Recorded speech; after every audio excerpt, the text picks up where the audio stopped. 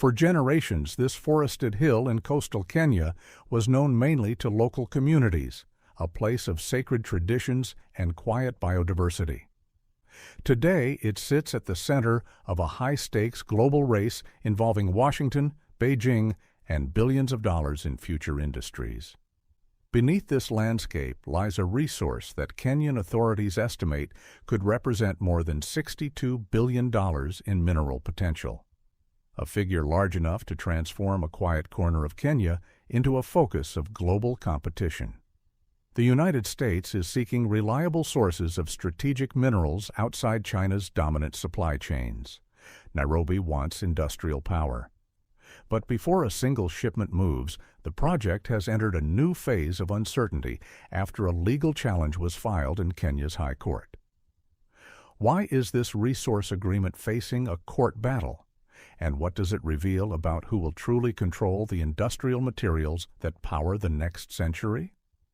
To understand why this hill in East Africa matters so much, you have to look at the invisible elements quietly running the modern economy.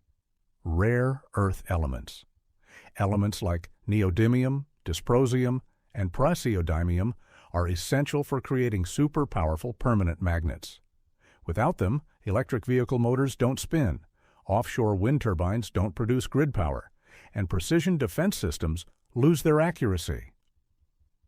Finding rare earths is only the first step. The difficult part is separating and refining them into usable materials. That is where China built its overwhelming advantage. China controls roughly 70% of global extraction and nearly 90% of global refining capacity. The real competition is not simply over who owns the mine, it is over who controls the entire supply chain, from extraction to refining to manufacturing. Any disruption to China's dominant position in processing would create major vulnerabilities for industries dependent on these materials. That vulnerability has sent Western nations searching urgently for new, reliable supply chain assets. Enter Kwale County, located on Kenya's southern coast.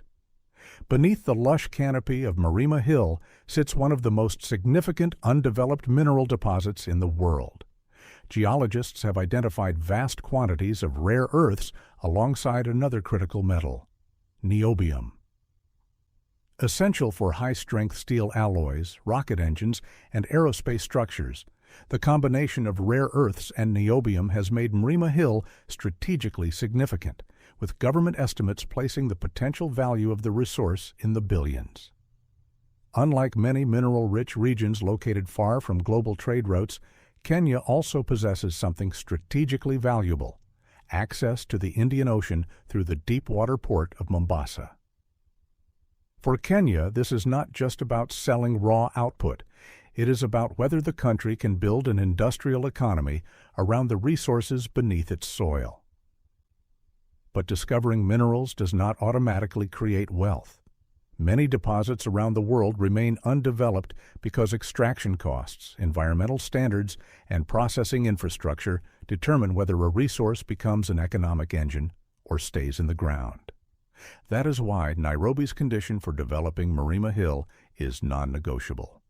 All processing and refining must happen domestically, transforming raw minerals into high-value industrial exports right in East Africa. This alignment of interests brought Washington to the table. Kenya, already one of Washington's closest security partners in Africa, became a natural priority target for future-facing resource cooperation. When Kenya opened an international tender framework for Mrima Hill, global consortiums backed by Western capital placed their bids. By agreeing to support local processing facilities, foreign investors aimed to gain access to a crucial supply of rare earths and niobium while supporting Kenya's domestic industrialization goals. It appeared to be a textbook example of modern resource diplomacy, a strategic win for both Washington and Nairobi. But the competition goes beyond one mine. For decades, China built dominance not only by extracting rare earths, but by controlling the processing facilities that turn minerals into industrial materials. Projects like Mrima Hill represent a broader attempt to diversify a supply chain concentrated in one country. Yet the project entered a new phase of uncertainty after a legal challenge was filed in Kenya's High Court. A petition filed by civil society groups called for the suspension of the resource agreement, citing constitutional concerns over transparency, parliamentary oversight, and public participation. Under Kenya's 2010 constitution, major natural resource concessions require public consultation and parliamentary ratification.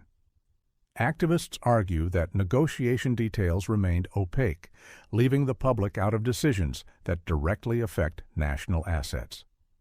For communities near Mrima Hill, the debate is not only about billions of dollars, it is about land, forests, cultural heritage, and whether local residents will share in the benefits. Mrima Hill is a protected forest reserve and a sacred site for the local Digo community. Residents worry about environmental degradation, displacement, and being excluded from the economic wealth generated in their own backyard. What is happening in Kenya is part of a much larger pattern stretching across the developing world. From the cobalt mines of the Democratic Republic of Congo to lithium reserves in Zimbabwe and nickel deposits in Indonesia, a fundamental shift is taking place. Across the developing world, a new question is emerging. Should resource-rich nations remain suppliers of raw materials or become producers of finished goods? Governments are imposing raw export bans, demanding equity stakes, and enforcing local beneficiation laws. At the same time, strong judiciaries and active civil societies are demanding that these investment frameworks respect domestic law and community rights. Kenya's court case demonstrates that the era of backroom resource deals is coming to an end. To secure the industrial materials of the future, global powers will have to navigate democratic processes, local courts, and community demands. The legal battle over Mrima Hill will set a crucial precedent. If the High Court enforces stricter transparency and parliamentary oversight, it could establish a blueprint for how future resource agreements are negotiated across Africa. The world's energy transition cannot happen without the minerals buried beneath places like Kwale County. But the way those minerals are extracted is being rewritten.